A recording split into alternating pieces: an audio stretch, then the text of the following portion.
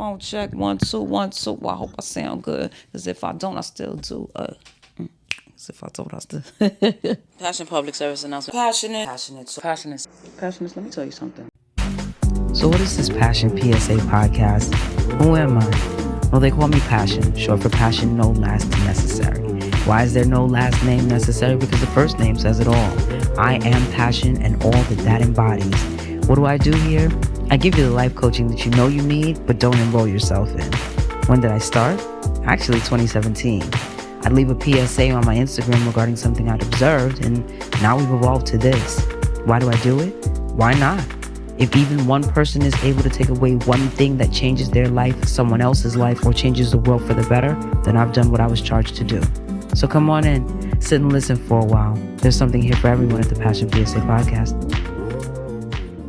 Greetings and salutations, passionates, newcomers, visitors, and guests. Welcome to another episode of the Passion PSA podcast, where I, Passion, no last necessary, your get you right guru, issue a weekly public service announcement about whatever I've observed or was on my mind. This is a for your consideration zone where the objective is to get you to higher thinking so that you can become the best version of yourself for yourself and for others. This is a safe space, but it is not necessarily a delicate one. I will never rob you of your right to feel. You see the craziness?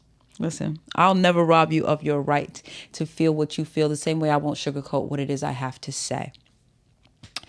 If you were with us last week, then you know that this episode is part 2. You know that last week we had on Coach Aysha Bellamy, and she came with it. She came through the door swinging, okay? Kick in the door, waving the 4-4, okay? She came up everybody's street and rang y'all doorbells.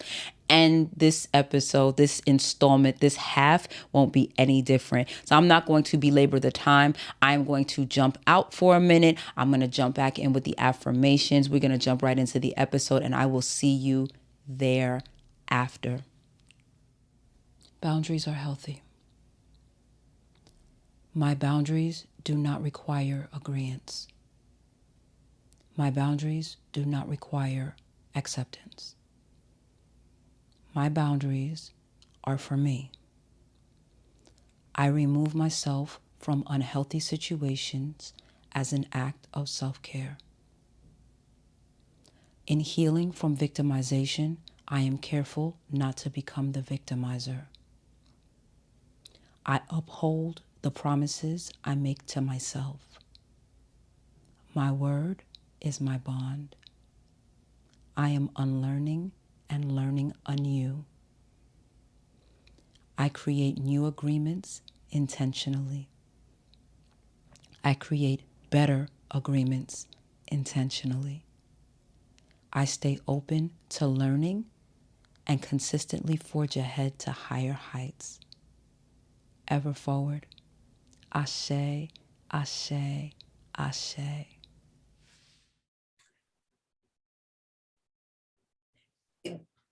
I feel like, in effect, it is a trauma response, but it's a positive trauma response. It's the same way how stress is stress, good stress, bad stress, stress is stress, right? I feel like it is a trauma response, but it is either the more positive trauma response or the more evolved trauma response. It's because I still acknowledge what's happening here, but instead of responding to it apologetically or kowtowing, feeling like I have to genuflect, feeling all of those things, right? Instead of me operating in that space,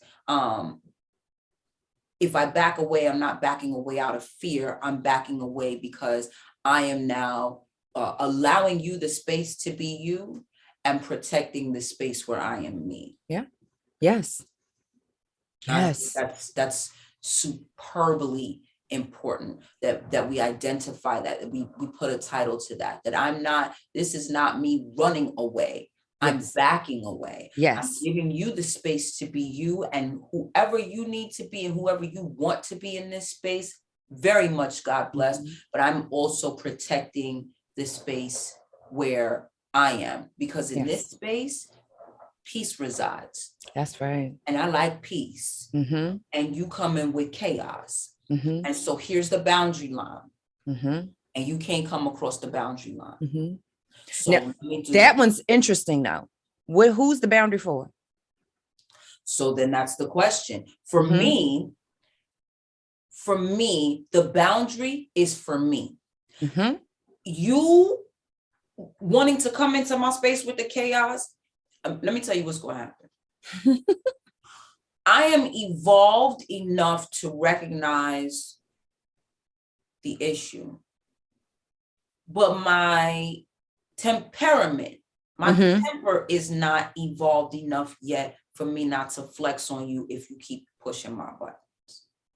So I'm in a space of peace, right? And I can recognize, like, yeah, you're narcissistic, you're self-involved, and I'm just not entertaining this. But if you continue to poke the bear, the bear finna wake up. You already know, because I've told you, you want no parts. But a lot of people, even after they've been told, they want to see what it is they want no parts of. And some of that is them trying to control you, right? So they're trying to provoke you because they want to prove to themselves that they can get you to respond.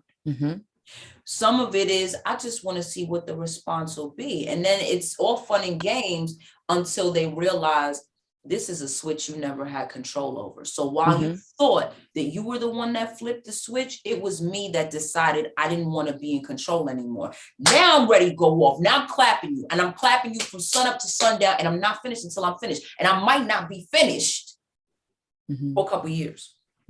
So not only are you going to receive this, but you're going to receive this every time you deal with me, because you're going to learn this valuable lesson. I told you, leave me alone, and you didn't. So now you'll either indefinitely leave me alone, or this is what you'll receive anytime you come around. So, but I also recognize that as a trauma response. Yes. That was the one for me that I had to, that one. I remember I split my hand one time because I wanted to punch my old partner. She had really pressed a button on me where she had poked the bear in a way and with a situation. And now hear this, that's my friend. Business, baby, we can't do it. Not building together, right? We can't do, there's too much stress. Okay. Her response to stress, my response to stress, somebody going, Jesus, but my friendship, my love for her would not allow me to hit her. So I went in the house and hit a cement wall. I dented it though. I'm not happy about it. I was like, oh shoot. But my hand instantly swelled up. It split. And it was like in that moment, because I was a very implosive child.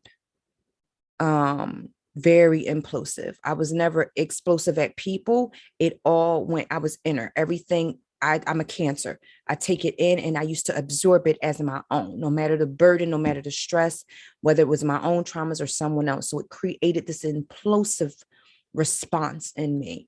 And I remember that was the last moment I ever had that type of implosive response, because my husband, who is my best friend, has been my best friend since I was 13, had to restrain me from being implosive with myself to the point where when it was all said and done, my arms and wrists are hurting because I'm strong. I am freakishly strong for my height, weight, all of that. Please don't. And my husband, who is not a small guy, had to put in work to restrain me. And I never want him to do that. I never wanted him to have to restrain me, because that man wouldn't hurt me if you ever tried to pay him to. And the fact that he felt guilty for hurting me from restraints. That was when I started doing, I'm giving y'all mugs almost too much of my energy. And that was when I recognized not only is the boundary mine, no one but me can overstep it. I allowed you, Mose, to step over the boundary. Shame on me. So now when I have those moments, I will openly, I don't care how big, small the boundary is, I acknowledge to the person, oh, I've let you overstep my boundary. Please know this will be the last time that ever happens. We will not have this conversation again. I promise you that. And I promise we never have it again. Because what I will not do is give you my energy. I don't even respond. I've had people do me dirty in the ways you couldn't imagine. But there was something that you said not long ago with one of your publications with the ships. The bridges will not burn, but I will let a ship sink. Baby, if that wasn't what I needed to hear, because I've always felt that way, I just didn't know. I made it clear to people, I don't burn bridges, but I didn't know what the other thing that was happening, right? Because I don't burn no bridges, but there's other stuff happening and I don't know how to verbalize that because I don't burn bridges. And you was like, no, you don't. But the ship sank. Oh, it's a bunch of them jokers down in the hall. You know, they just down there. They just down there. And once I started, I'm a great with visuals. When I can visualize a thing, it makes sense in my brain. And when I visualize that the ships sink, that means I don't even know you're there. You deep, baby, deep down in there. I don't feel you. And what happened in those transitions, and when I started moving that way, what I realized is even the people who are attempting to poke the bear, oh, you're over there. I didn't see. I don't even feed them the energy. And what I find is at that point, completely. But this is my twist. I wish you peace in real time, and will walk away. And I'm not going to utter a word negatively about you to anyone. I will speak facts though. And that's one of the things that I do believe in, right? Me speaking negative is not the same as me speaking facts. Expound on that. So what I mean by that is, all right, well, she get on my nerves, you know, because when she had did this to me, that's the negative, right? And I'm the trauma bonding, finding someone else to talk to about what you did to them and how they did you dirty and how they did me dirty and what we got in common about how dirty we were done. Commiserating. I want y'all to commit that word to your vocabulary, okay? Commiserating, because that's what it is. That's why a lot of us, and there was a point where I adopted that behavior. Same. Because I found that there was a place for communication in that, you know, yes. Oh, how are you today? Oh, well, you know, and then we find things to complain about. And then that's our bond, commiserating and trauma bonding. Yes. Write these words down so y'all know, so that you can identify them when they come up, so that you can address them immediately. Because part of the problem is that we don't know the terms for it. We don't know how to identify it. So we never address it. But you're getting the terms. You're getting the background. So now you can address it. Address yourself. Correct yourself. Because a lot of us, and I say this all the time in episodes, I don't want for any of these episodes to ever be that you walk away and look at how you can correct somebody else. Start with you. Yes. Start with you. It's not about how I can say, yeah, because she need to watch this episode. If that was your response, you need to watch the episode again. Again, maybe 3 times. Because we can't correct anybody. I could never correct you because I'm not you. The only person in this world I can correct is myself. I have 2 children and I can't correct them. Now I can help mold them. You can direct them. That's it. I can't correct them. That is inner work. That's just like when you can be inspired by others, but you motivate yourself. You see, and it's when people don't understand, again, the terminology. What I learned how to do was not feed them, not feed the things. I'm mad because I forgot what the other part was. Because the trauma bonding. That was trauma bonding. Mm-hmm. That we find somebody else, because we were talking about, instead of doing the negatives, we're speaking the facts. Yes. The facts are this, right? Like, for example, the facts are complete just ownership from your perspective. Mm-hmm. For me, had a bad business deal that I did. because I did not have my proper paperwork in order. I did not secure my coin prior to doing business with the people. I failed to do ABC, XYZ. Now, yes, certain people did not hold up their ends of the obligation as well. But guess what? I didn't make sure that the boundary in businesses were set, or the boundary in personal was set, so that they couldn't go over it. I can talk to you about what I've endured, but when I'm talking about the facts of the situation, I'm going to come from a place of ownership, not just pointing the finger at who did what to me. Because if someone did something to you, especially when you are an adult, how did you allow it? There's a lot of things that were done to me that I allowed for a long time. We allow people to hurt us. We allow people to be manipulative towards us. We allow people to manipulate situations and put us in harm's way. Because again, it's easier to stay in victimhood than to learn how to be the survivor. Victimhood and survivor. I'm not a survivor. I'm not a victim. I thrive. I believe in thriving. I soar. Anything that happened to me happened for me to be the greatest person I am now. Like, nothing is regretted. It all happened in divine purpose. It made me this person, this version of me, everything I endured. So it's those parts. Again, accountability. But we got to start there, right? Like, you got to be in a place of owning your stuff, knowing your stuff stank. It stank, pu, ill, and that's okay. Go clean it off. Go cleanse yourself. Make it different. Make different changes. But if we stay in those spaces of woe is me, oh man, what is it? FML. That whole it took me a minute to know what that stood for. Okay, because I didn't know. And then when I found out what it stood for, and I started seeing the people I was seeing using it over the most trivial, even some of the most tragic. At what point in time is FML okay for me? Because why would I curse my life like that? Because that's what it is. It's a curse. We curse ourselves all the time. We curse ourselves when we say we're trying something. We curse ourselves when we say we can't. Yeah, because I don't try anything I do. Because if you're saying you're trying, you're overlooking what you're doing. And that is shame on you for not giving yourself credit for what you've accomplished.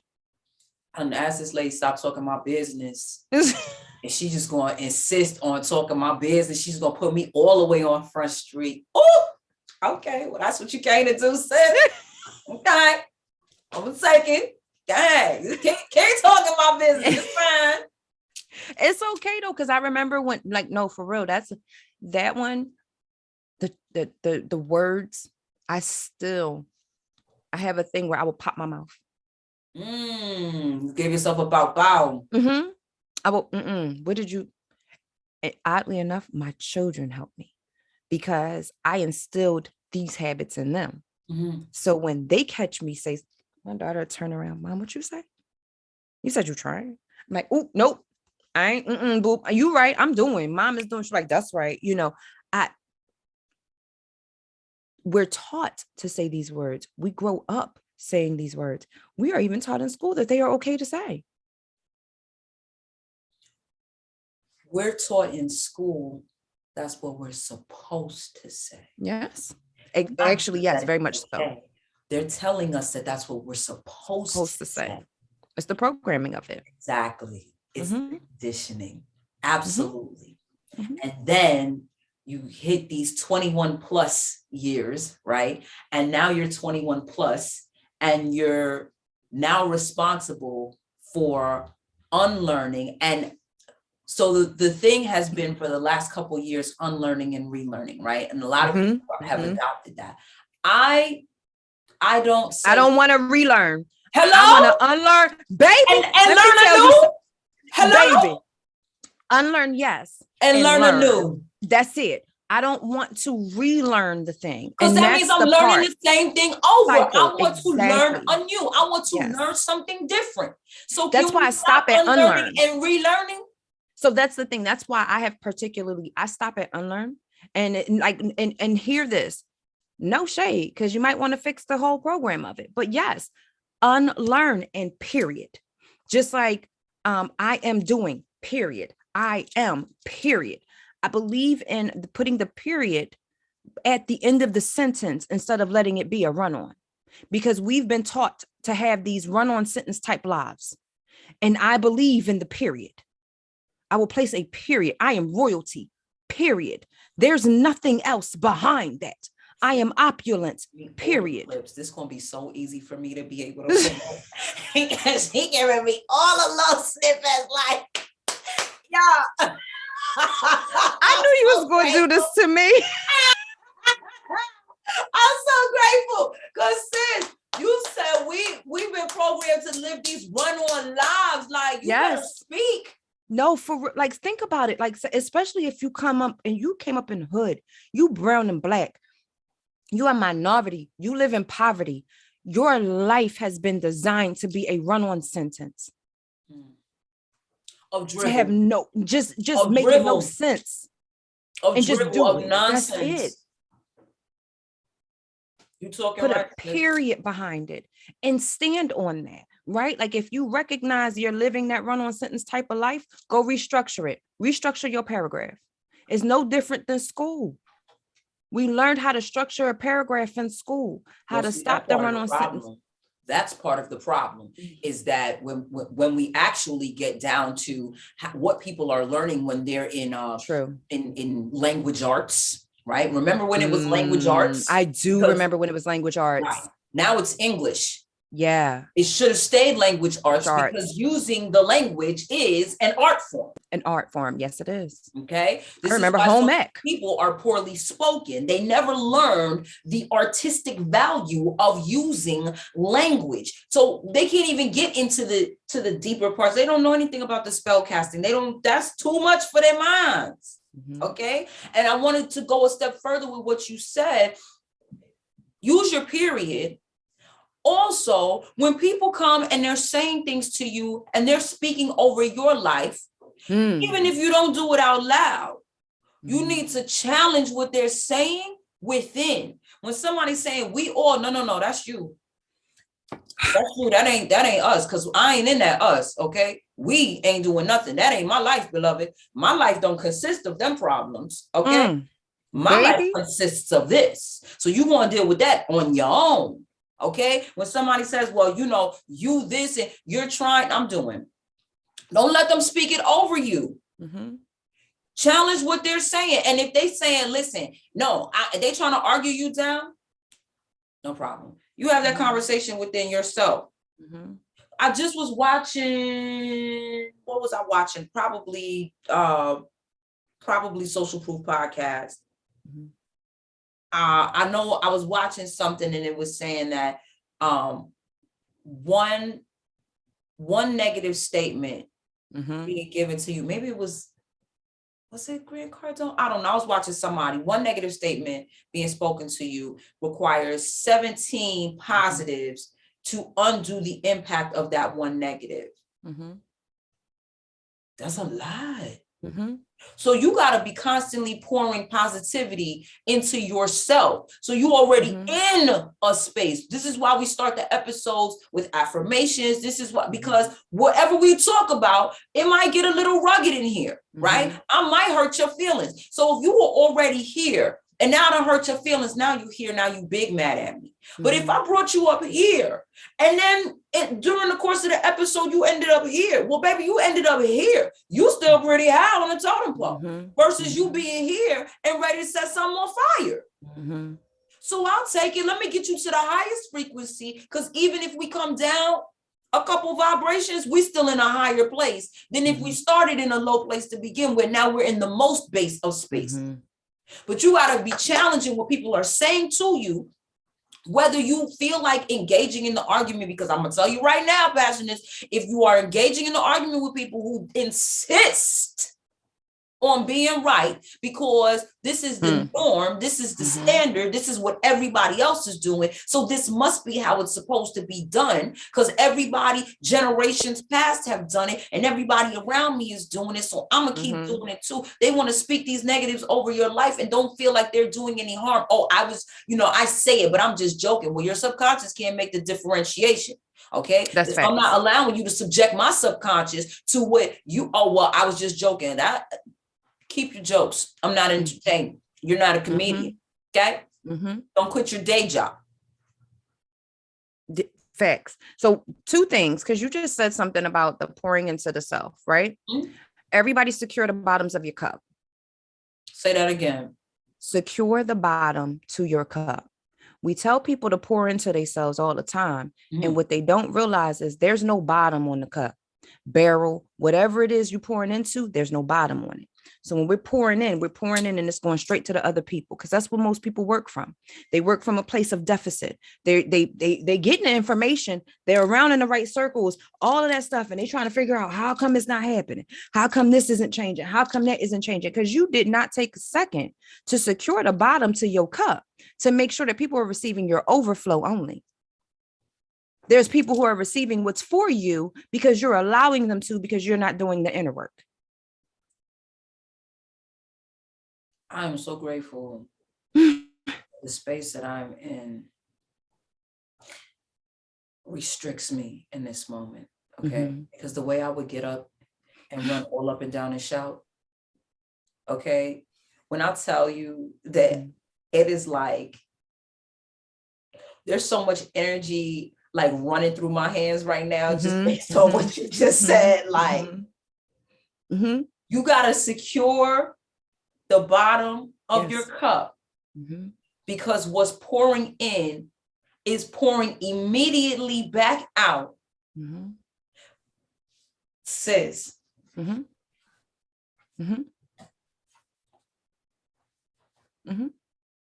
That's how it works. And we don't see it that way because we know it's pouring into us. We can see that it's pouring into us, right? And again, that's the projection of the judgment, especially like, this is where I learned it was in business, where something was being poured into me and I know my bottom wasn't secure. And so it was going straight to my team, straight to the people underneath me. I mean, they were eating, they were growing, things were moving, and I couldn't get a check to the first. And I'm like, wow, how come I can't get it? And I mean, down to these people will call me, and my leadership skills still to this day, there is not one person that's ever been a part of a team with me that does not desire to still be a part of a team with me. Hello. Right? I couldn't get it because I knew that the source was coming in. I knew that the things were coming through. I knew the blessings was pouring down in abundance. How come I'm not getting it? Oh, I ain't got no bottom. I didn't even look myself in the mirror. At this time, I was 250? Probably.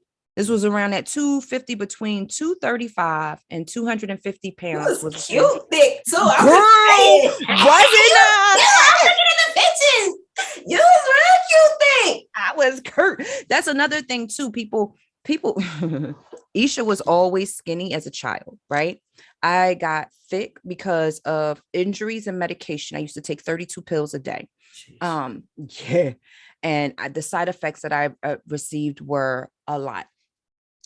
People saw that. And because of the time frame, the age that I was when it happened, all of that kind of stuff, I think people thought that I didn't have confidence in myself because I had gained weight. Honey, I'm always cute. What are we talking about? Hello. Stop it. Hello. You know, no, what it was I had never been in a place to learn how to believe in myself. No one ever taught me that that was a possibility for me. They taught me how to make sure it was a possibility for everybody around me. Again, securing my bottom. I had learned how to pour into other people because that was my job. It was my responsibility. It was my duty. Faux empathy, faux support, fake as hell with everything, because I wasn't giving any of that to myself, even with the love. I had to learn how to love me to be able to love my family, my husband, my children properly. I secured the bottom to my cup. And now it runneth over in a way that's absolutely beautiful. beautiful. And everyone else still receives their own abundance from the overflow if they right there. Now, that's the thing. No, I'm not going to put you in position. Make sure you underneath there. You better get in position on your own. On your own, baby. Because I'm going to pour into my cup. I'm going to make sure that bottom is secure. And it's going to keep on going. Yes. Right? Like, that's one of the main things that I think that people feed off of is doing so much for everybody else, because it allows them to not have to worry about themselves. It allows you to feel good. You feel good in that moment. But what you're not paying attention to is, one, you've taken on a burden that ain't yours. By no means was that yours. It wasn't none of your responsibility, none of the above. Only thing you might have been supposed to have been doing was supposed to be an ear. And you went all the steps too far. All of them. Just jump over there. We just going to jump into the puddle, because it makes us feel good and it makes us not have to think about our own things. And I believe in securing the bottom to your cup, barrel, whatever it is. Secure it. So y'all know I love plants, right? You see on my trees, and there are plants in every room in my home, right? If you've ever watered a plant inconsistently, and so the soil is very dry, now you're trying to water the plant. All the water is pouring out through the bottom. If you have properly draining soil, it's pouring out. And so you're thinking, okay, I've overwatered the plant. But if you stick your finger down in the soil's still dry. It just ran through. So the plant couldn't even absorb any of the water. Now you have to have this immersive experience. Now you got to carry this tree into the bathtub, turn the shower on, so that it can, even though you see water pouring out from the bottom, you also see water pouring over the top. Yep. So now in this process, the plant can actually all of the soil can get wet, and the plant can absorb what it needs to absorb.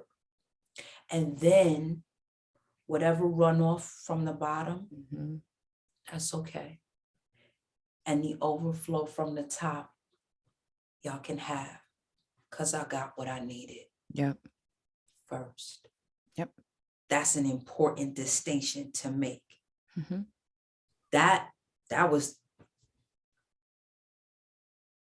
That's my favorite, man. That was one of my favorite lessons. I always share that because it was a lesson that I had to learn on my own. But I also realized it was every Black woman, actually, that I knew, the baton. It's the baton of the strong Black woman that we pass on. It's the baton of, I am the matriarch of the family, the backbone of the family. I take on the burdens of the family. And I would watch these beautiful, brilliant women, especially on my father's side, my grandmother, my aunties, they are amazing women. My grandma was an amazing woman, but goodness, she took that baton and didn't secure the bottom of her cup, right? Not the way she needed to. But also watching and being bold enough, fearless enough, right? To have conversations with her daughter and say, Auntie Mama, because that's my Auntie Mama, I don't want to take this baton, and I want you to put it down. And not being in a place of constantly in her face, reminding her what she needs to put down. I went on and became an example of how you put it down, so that she could see it's possible. And I've been privileged to watch this woman put the baton down and do this thing that we weren't taught, which is to be selfish. We're taught selfishness is bad. Selfishness is not being compassionate to others. When selfishness is selfishness, it has nothing to do with anyone else. It is about you. What is it that you need for yourself in this moment, in any moment? And how come, if you're telling me you can give me these things, why wouldn't you give them to yourself? That's what we have to start questioning. Like, why do we, the people, continue to be in this place where we dwell and play with folks who we know good and well aren't going to be receptive? They're not going to mean you any good. They're going to be, they are narcissists, right? They are toxic. They do operate in dysfunction. Why do we feel as though we have to save them? Like, there was another thing you just said, and this is going to feel like I'm jumping topics, but because it came back, I wanted to talk about this too. You said in reference to like, come on, keep it. In reference to, it was the first part when you were just talking. Oh man, I lost it. It's going to come back. It's going to come back. When I was talking about the plant? No, this was before the plant. There was another portion where you were talking about, I don't have it. And that's another thing. So that's another thing that I do. Sometimes we want to remember a thing. We want to make a point. We want to do something. My short-term memory has taught me how to be so patient with myself. If I don't have it and I don't remember it, it's okay. Why am I fighting it? It'll come back. If it do, if it don't, it don't. And that's all right. That's the same with like certain things that when it hits a trigger, it hits a trauma, it's that response, right? Like, you don't have to, I know what I'm trying to say. I kind of lost my tone there for a second, but the words are in here. And I think it's because I want to remember what you said, because I have a point that I want to make. But it's okay that I can't remember, if that makes sense. Yeah, absolutely. Mm-hmm. Absolutely. Mm-hmm. We've covered so much. I know. We've covered so much. And it's like, I don't even want this conversation to end, but I also don't want to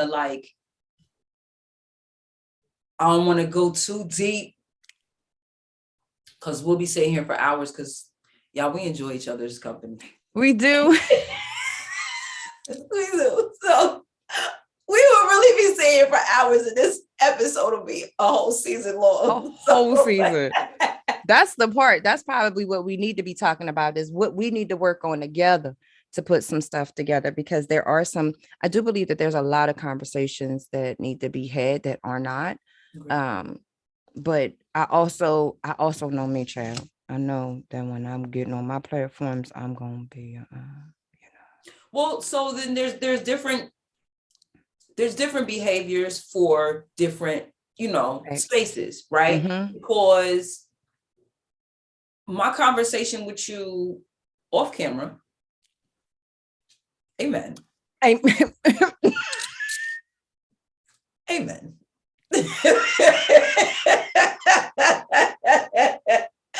I feel like there are enough people that are in spaces and they feel like they need to keep it real, right? Mm-hmm. And so I feel like some people are just like doing too much, mm-hmm. for whether it's for shock value or not for shock value, but just to get that attention on them. Like, mm-hmm. I'm gonna just talk reckless. Like, I don't feel like that's always necessary. And I do feel like especially with this particular platform, there are a lot of things that I want to do, right? Mm-hmm. One is to make sure that we are self-reflecting, mm-hmm. and self-correcting. Mm-hmm. I do not, and I stress this, especially in this season, I stress this. This is not for you to watch these episodes and see who that needs to see this because they need to get their life together. This is for you to look at yourself and say, have I been this person? Have I been the protagonist in this situation? Mm-hmm. I know when I've been antagonized. Have I been the protagonist? This is also a space for you to learn vocabulary, right? I'm not going to give you all of the definitions. You're going to go, if you're that interested, right, in your self-correction, in your self-development, your phone is next to you. Mm-hmm. What you're not going to do is sit here and act like your $1,200, $1,500 phone can't tell you what this word means. Because if your phone can't tell you what it means and it costs you $1,200 and $1,500, you failed yourself. Mm-hmm.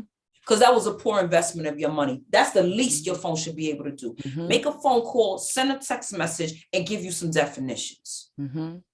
Yeah. So I want people's vocabularies to expand. I want their thinking to expand. I want to not mess up this little bit of outline I got on. I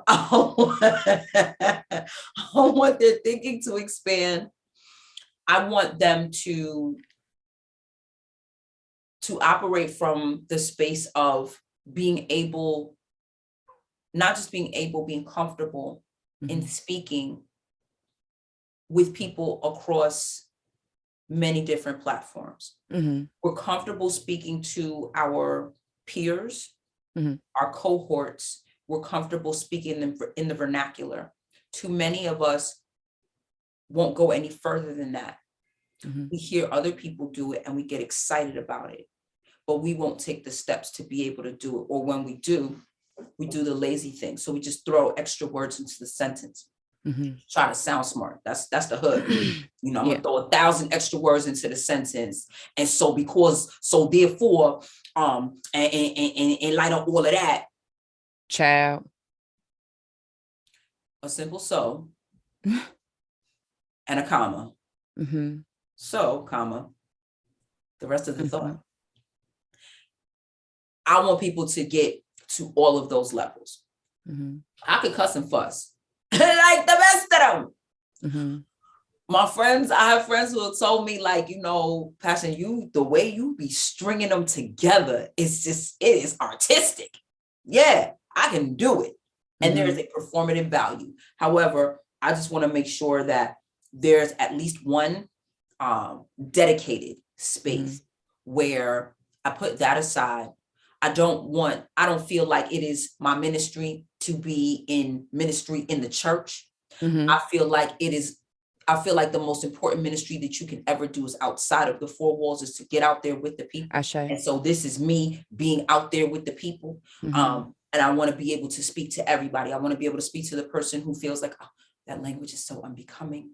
And who feels like expletives are the curses, but who has yet to get into the space of identifying that demeaning words in general are the curses. Because I can use every F, every B, everything, right? And there's only a handful of them, right? It's just about how you put them together, how you manipulate them, how you construct them in the sentence, right? But there aren't too many stupids that are going to make people feel good.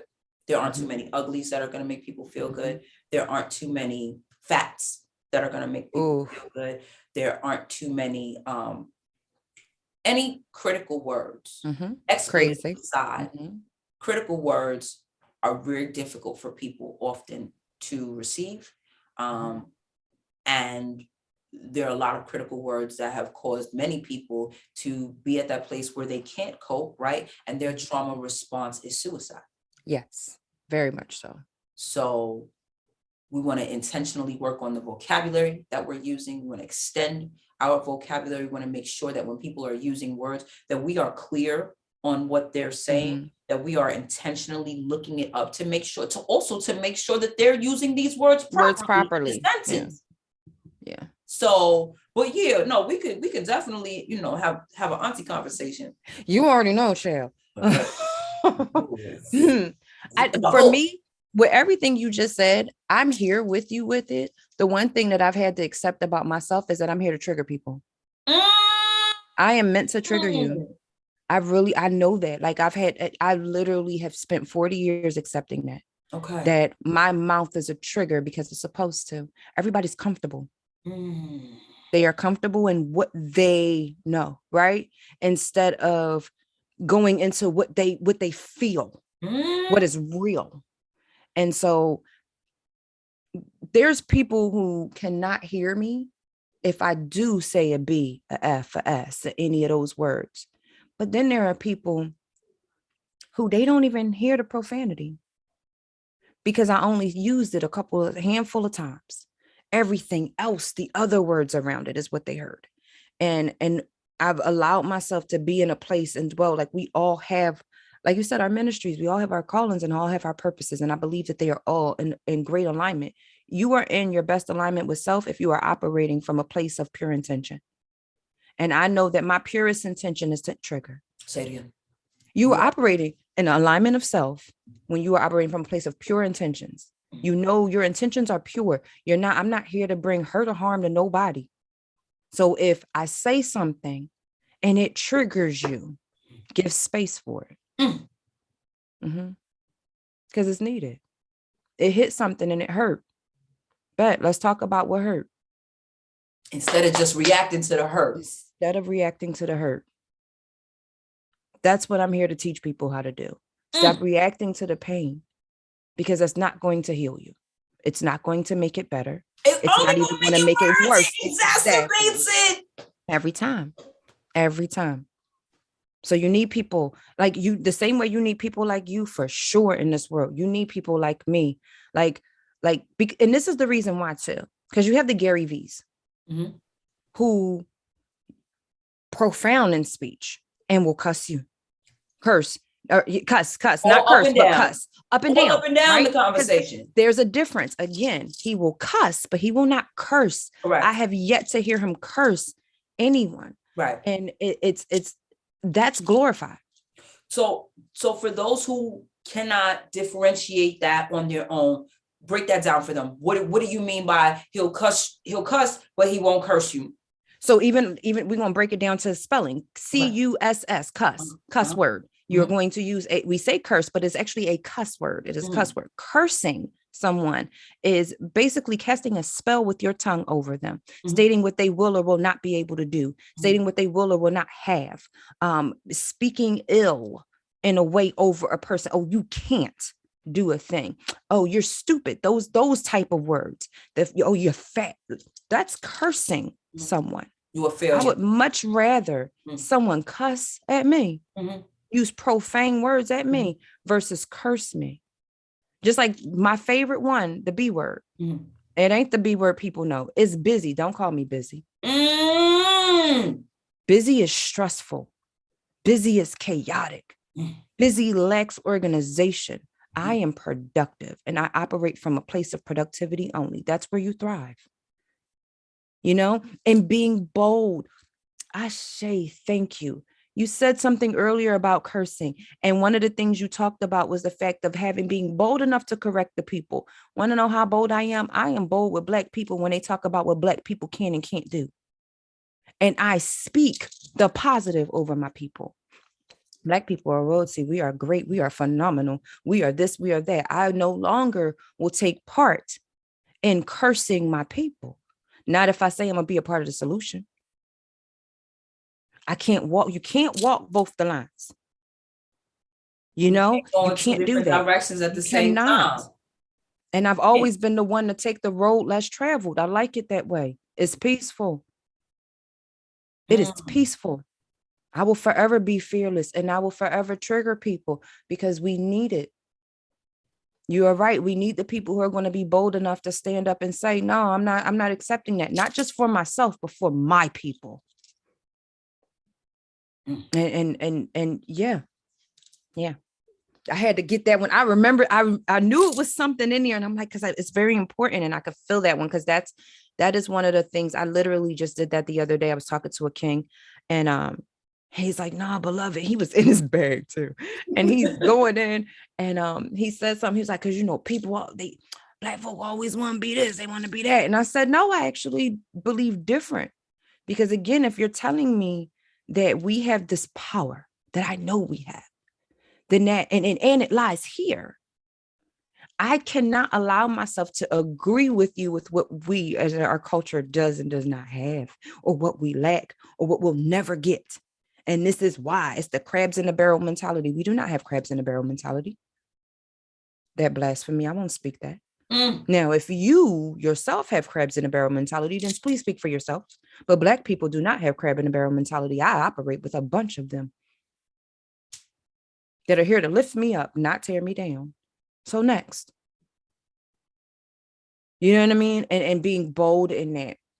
That's why I operate in a place of being okay with triggering people, because it's the conversations that I know that my tongue will bring about that's needed. And I'm okay with doing that. My presence triggers people. Yeah. Because they don't know, a lot of people don't know how to take me. And they need to put me in a bucket, and they can't really find the bucket. They think they have the bucket, but then something happens and they're like, that ain't it either. So what now?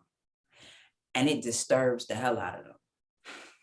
It riles them up in their spirits. Some awful. Now there's some people, you know, I trigger them to their best places, because when we have certain conversation, they will stop and they will self-assess and they'll say, you know what, this makes sense. And then there are other people that I make them so aware of something, and they are just ready to throw me in a garbage can. And I'm like, and that's fine. That's fine. Feel how you feel. I embrace that. You absolutely, you don't have my permission, but you have my acceptance of you feeling how you feel, because you are entitled to your feelings. You're not entitled to alter the truth, but you're entitled to feel how you feel about the truth. You can be mad. Be mad. You right. You can be mad. The truth ain't gonna stop being the truth because you mad. Ain't gonna stop being the truth because you hurt. Ain't gonna stop being the truth because now that you're seeing yourself through the eyes of someone else, you are seeing that you are not nearly as amazing and flawless and perfect as you have told yourself you are. Now, you are an amazing individual, but the behaviors that you have presented in said situation, no, darling, that is not of God. Amen. You don't like that, and that's fine. A whole lot of people that don't talk to me, but they listening though. I've learned that they are listening. They always listening and watching. Them when I'm putting stuff out there, then you know they peeking, peeking at the post, they peeking at the pod. I see it. So that's my fun fact. I don't see it anymore because I don't want to. I literally don't see them. I don't know who sees me. And I like that. I like not knowing who's watching, baby. Be a voyeur. I like not knowing who's watching. It relieves stress from me. Like that's the thing. Again, because of my seizure disorder, I've had to spend the last 10 years accepting, recognizing, and removing anything that brings me stress, or learning how to operate, especially with good stress, right? Learning how to operate in a place of grounded, sound balance. When something gets me excited, I have to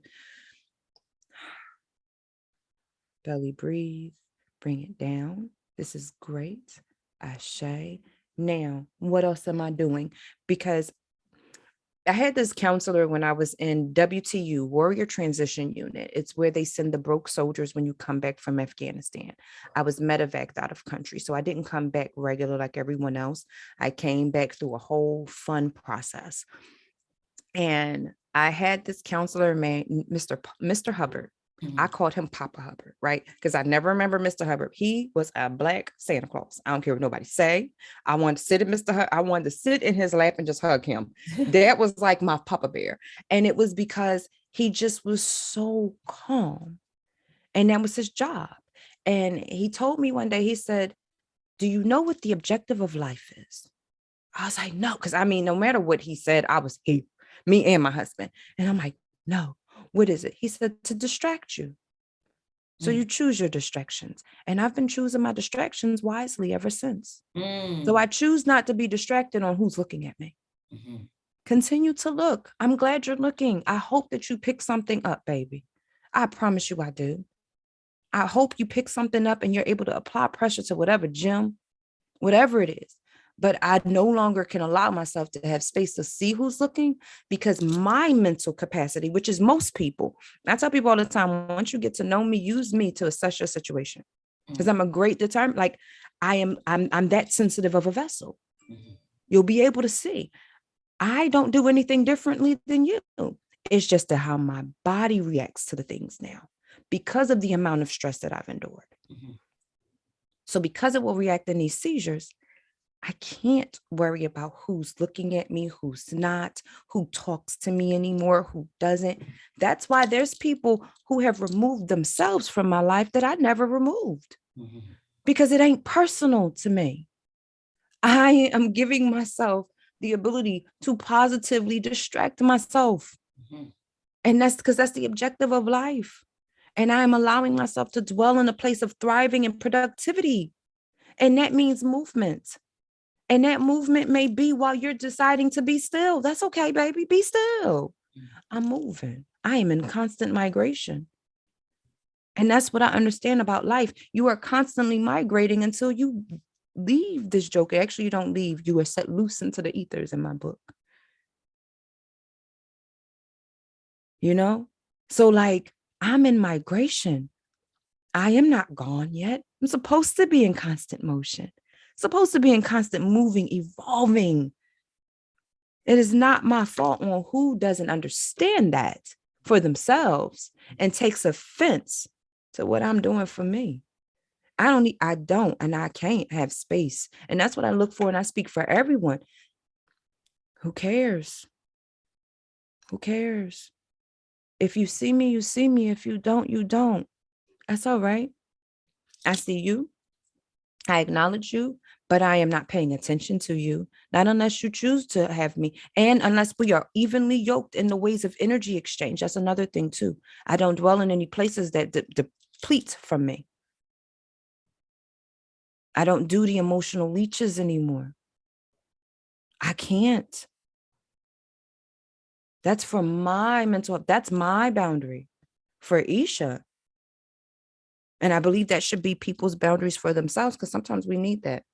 I had a brother who is not my brother by blood, but that is my brother in all of the things you can hold as a spirit. And he hit a hard patch, and he'll tell the story. I put him out my house because he needed it. And he thanks me to this day for kicking him out of my house during a time when he could have been real complacent. And even after having to have that moment with my big brother, when we first were new in our friendship, let me tell you, we've been rocking now for 14 years. That is my big brother. He is living the best life he can in Kentucky, in his own home, living it up. And even after I had to put him out, that man came and helped me care for my children when I needed it before me and my husband got together. You can't worry. Because if you understand, again, it's about intention. My intentions are pure. I didn't kick you out because I don't want you to be in a place of you being okay. I knew you were so low, you didn't want anything for yourself. And I couldn't give you anything if you don't want nothing for you. But I also can't have that energy around myself or my children. Not when you like that, because I know you're not you. It's like the Snickers. You're not you when you're hungry. And he was hungry. And he had to go learn how to eat again. But I had to set him loose to be able to do that, right? Being fearless enough. I've always been, that's what I mean by like, I'm a trigger person. I am the person that's going to trigger you to go do what you need to do for you if you so choose. That's if you choose to. But yeah, I speak that everyone gets to a place of not worrying about who see him and who don't. As long as you see you, I see me every day. I don't know who else do I do. That's what I give space for. It's beautiful here, man. It really is. Because you don't get the place to have to worry about passing the judgments of the people. You don't have to worry about the things of who likes you, who gets you, and who doesn't. Because the people who like you, get you, do, and bang with you, they let you know in real time. And you're one of those people. I'm gonna be honest, like my DMs be blowing up in real time, but not because people just want to do business with me. There's people who genuinely just love me. They genuinely love me. I'll be damned if I give the people who don't attention, because it takes away from all the people who are here to have me come from and receive from their overflow and build with them. I distract myself in positive ways.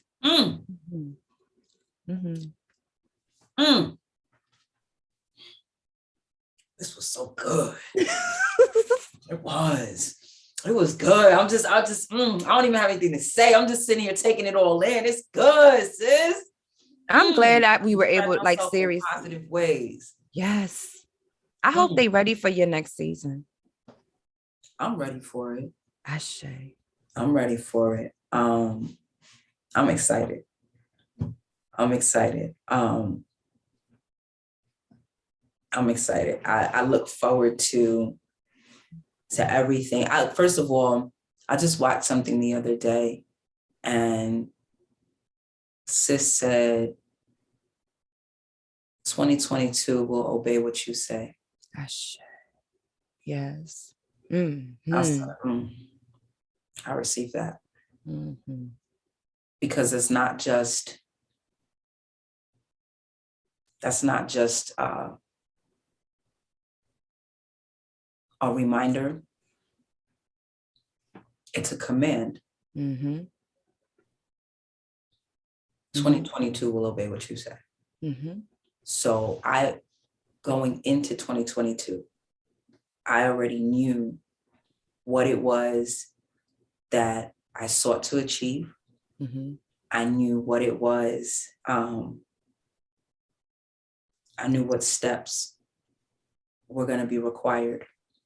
And I've been bracing myself because there are radical changes that are in motion right now. Radical changes. And it is unnerving on the one hand.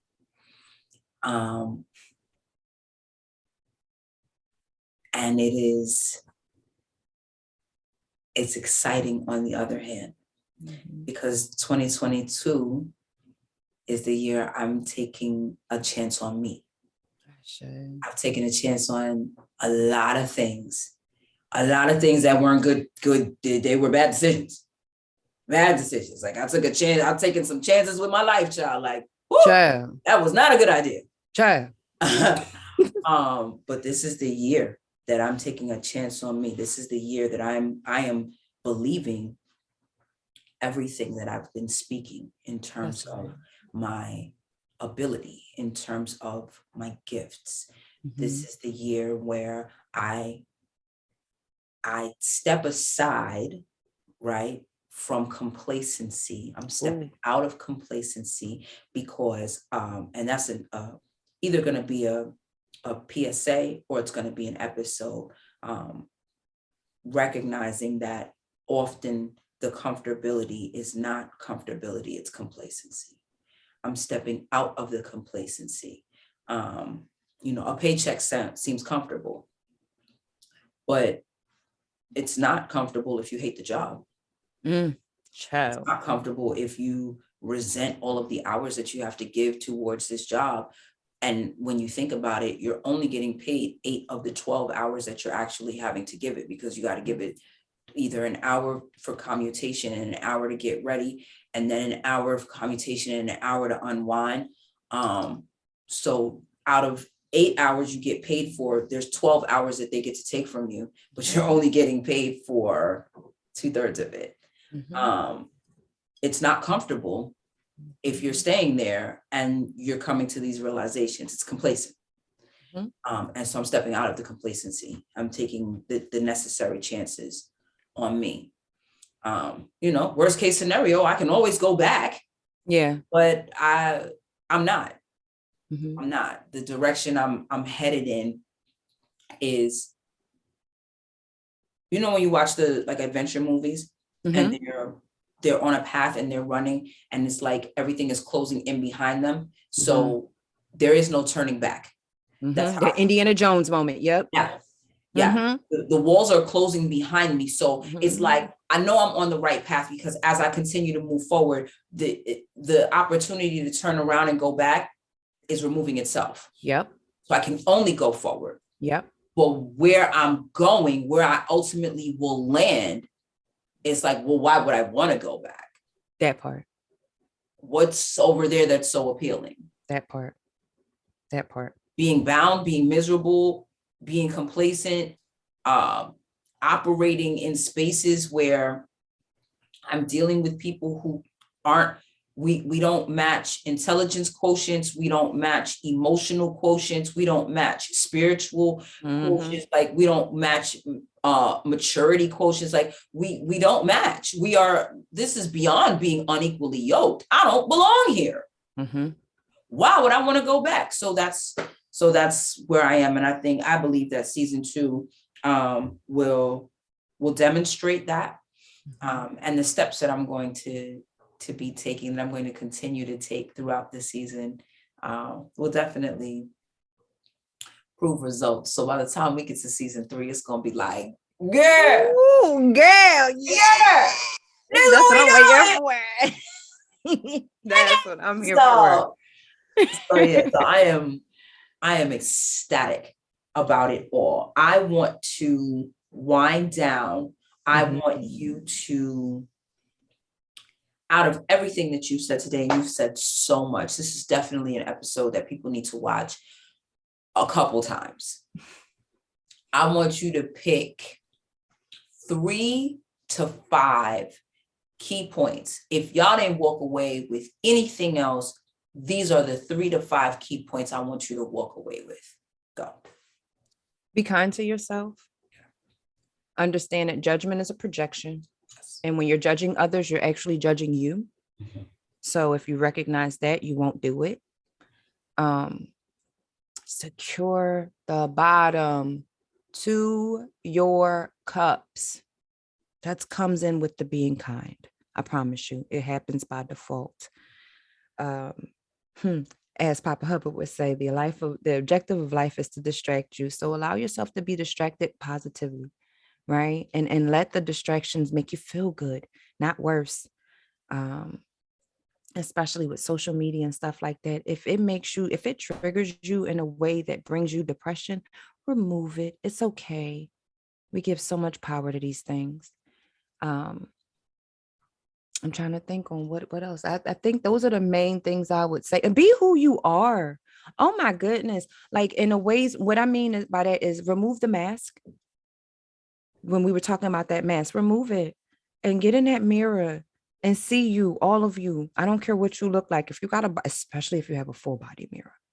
This is where I challenge people who, old and young, because I think this is something that children should practice now.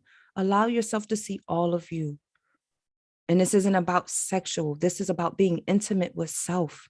Become intimate with yourself. Love on you. See your face. See your flaws and find them beautiful. And keep looking until you see the perfection in every imperfection. Because it is so perfect. It really is. And it is perfectly imperfect. And that is absolutely okay, because that's what makes you brilliantly you. And I think that that's beautiful. So those would be my takeaways. If you're a narcissist, be a narcissist with the understanding, with the overstanding, with the understanding. You ain't gonna rub everybody right. And that while you think the world revolves around you, you are entitled to that. But we don't have to be a part of that world. Yeah. We give you space to be you. Give us the space to not want to be around you. You have to accept that part. If we have to accept you, you have to accept that about us. Take the time to identify what your traumas are.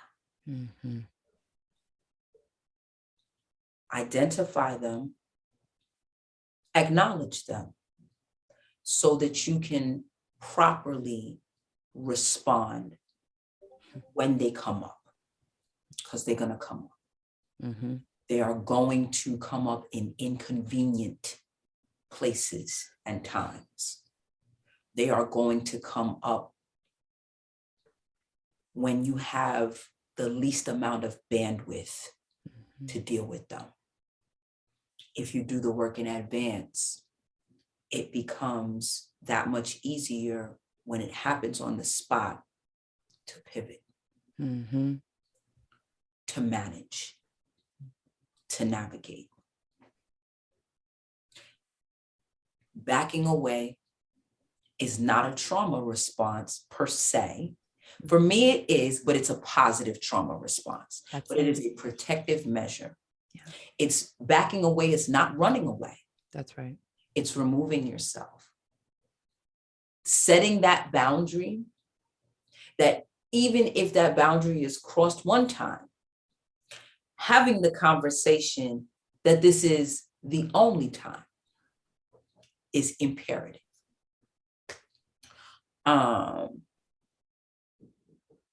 There was one more thing,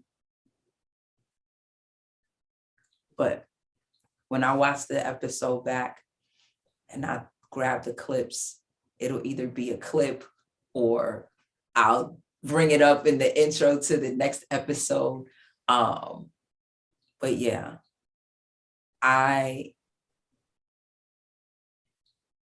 think the biggest takeaway for me right now is just the gratitude for you being here.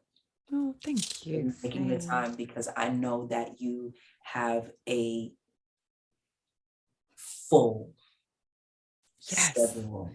You have a lot of titles and a lot of hats and a lot of responsibility to yourself and to so many others. And you take it in stride, so that you made time for us to be able to do this. And y'all, we had some rocky starts. Okay? We've been trying to do this episode since technology tried to mess with us today. I mean, okay. We have been trying to get this episode moving since last season. So the fact that we are finally able to get it moving this season, I am grateful. I'm grateful for everything that everybody will be able to take away, because I know everybody who watches this episode will be able to take at least one thing away. I know they'll be able to probably take 10, but if nothing else, they'll be able to walk away with one thing. And for that, I am grateful. I look forward to us doing some more work, which we've been talking about for some time now. And you know what? It's one of the things that I'm glad that this happened, because we have been talking about it for some time. But what this did was let us see that it's actually possible, regardless of the technicalities and the things. And when it happens, I think the technicalities came because we got to make sure that the universe and all the people going to be ready for what's going to come. Moving in obedience, right? That's what you said. Yep. Last time when it was like, okay, should we not try to force this? Should we just move in? Should we operate in obedience? Girl, I was big mad. I was like, this episode is never going to happen. We've been trying to do this since last season. Okay, I can't do this anymore. Like, the unravel began. And I was like, okay, come in off the ledge, close the window, and pull down the shade. Let's figure out, let's just continue to figure out what's going on. Like, we're having some technical difficulties. Technology is pushing against us. And after it was all said and done, it's like, okay, that episode, there would have been more energy spent with trying to figure out why the sound is not doing what I needed to do than with us actually being able to have the dedicated time that we had allotted to be able to talk. And you would have had to jump off the line anyway. So it all worked out the way it needed to, right? So operating in obedience, I think that's an important takeaway. Y'all, be partnered with people that you are comfortable yielding to their lead. Ooh. You got to have some friends that when they say, well, we should do this, you say, okay. You ain't got to be joyful about it, because that might not be where you are in the moment of reception, but you need to be receptive. But you need to be tethered who you feel confident. I am fortunate. I feel like the last 2 or 3 years has really shown me, has really made very clear to me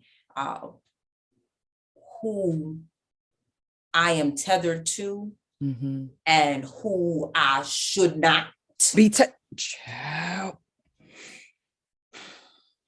Some people have to get eviction notices from my life Others may not have to be evicted, but they definitely getting put on ice. Mm-hmm. You know, we'll talk when we talk. Mm-hmm. I see you. If I see you, Mm-hmm. it is well. You know, we can keep it on the socials. That's fine.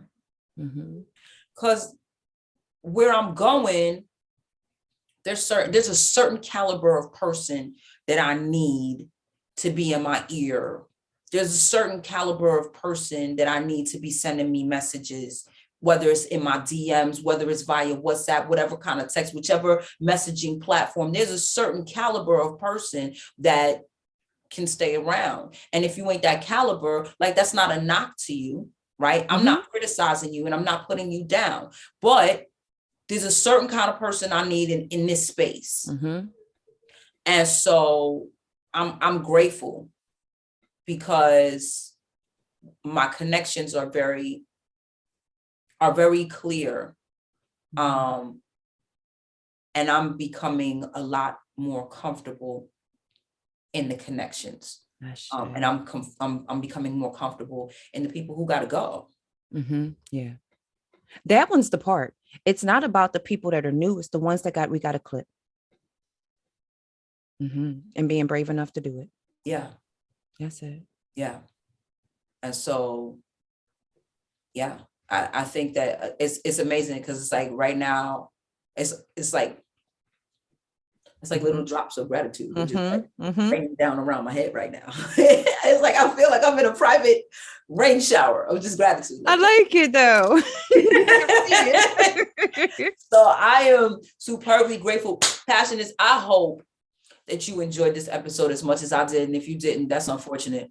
Because it was great for me.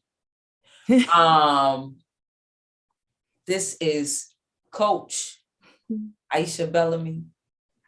This is my sis. This is my friend. She wears many hats. How can they find you if they wanted to reach out to you, if they wanted to connect with you business-wise, if they wanted to be coached? Got it. Business-wise, definitely hit me up at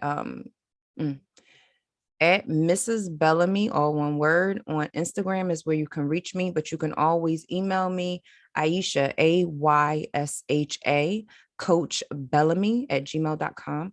That's the best way to reach me. I have a team of people I work with, and there's a bunch of things that we do, and it's all dope. So definitely don't, let's link. I'm here for it. Bellamy is spelled B as in boy, E as in Edward, L as in Larry, L as in Larry, A as in Adam, M as in Mary, Y as in yellow. Okay, 2 L's. Yeah, I be forgetting. See, Bellamy, my married name, and Bill Bellamy. So my brain cannot understand, but I get it. Yeah, that's how you spell it, y'all. So some people can't spell so good, and they don't know they can't spell so good, so they think that they are. That's not right. We love everybody. High quality, Nobel laureates, and amen. Thanks. Amen. So yes, reach out to her, DM her, follow her, email her, like, comment, subscribe, share, regardless of the platform on which you're receiving this. There's more to come. We have some things cooking behind the scenes, and that's about it. If you want to get in contact with me, you can email me, my brilliant friend passion @gmail.com. My brilliant friend passion @gmail.com. If you want to follow me on the socials, the PSA page is PassionPSA Podcast. See, it says it on my shirt, real easy, @PassionPSA Podcast. If you want to follow my hub page, which is the page where I do everything, right? It's not isolated or dedicated to PSA related subject matter, then that would be @They Call Me Passion, not period @Passion. Okay. @They Call Me Passion. Okay. What else? Never opposed to financial donations. Never opposed to good feedback. If you want to send in a listener letter, but you want it to remain private, that's what you would send to the email.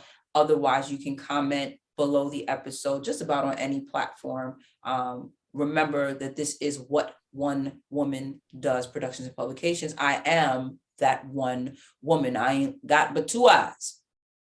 Okay, so I'm gonna read it, and I'm gonna get to it when I get to it, but I am gonna get to it. Okay, that's about it for housekeeping. I want you to go forth, be great, be filled with bliss, be armed and empowered with knowledge, be aware of your traumas, be mindful of how you're responding from and to your traumas. In all things, be passionate. I'll see you later.